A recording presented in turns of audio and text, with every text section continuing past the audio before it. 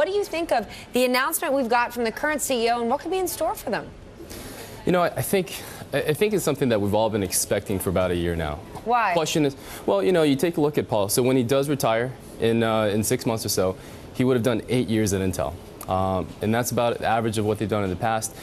I think it's worth taking a step back and thinking what Paul was asked to do when he's appointed CEO. 8 years ago, 7 years ago, he's asked, hey, why don't you come in and we want you to dominate the PC market.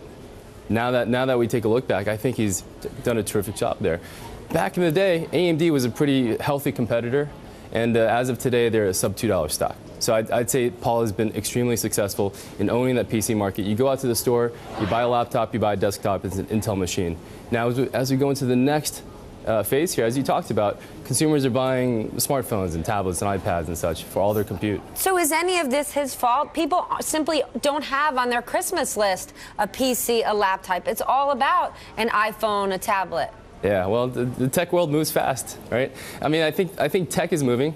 Everybody wants to go mobile. We want long battery lives. We want sexy form factors. This is something that Intel has got to, they have to evolve. Otherwise, they are going to become outdated. John, Patrick's talking sexy, so obviously we have to bring you in here. What's your take? Oh, boy. You know, one of what some people argue is a misstep. You got tongue-tied on that.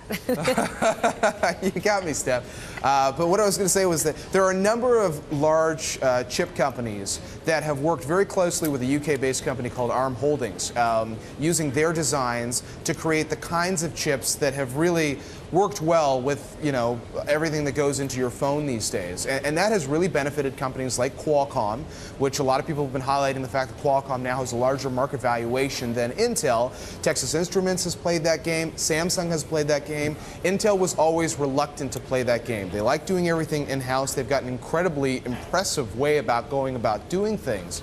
But a lot of people are now wondering whether or not they should have been in business with ARM in some way. And just to give you an idea of how challenging it can be, even if you have mobile on your mind, I mean, we spoke with Mike Bell, who's the head mobile guy at Intel, basically running a startup within this large company. They even built their own phone to try to sort of see what the whole chip experience would be from Intel's perspective in mobile. And yet with all those efforts, we still sit here talking about the fact that mobile chips is a sliver of their overall business, and they're still so dependent on the PC. Patrick, before we go, any thoughts on who could be the new CEO?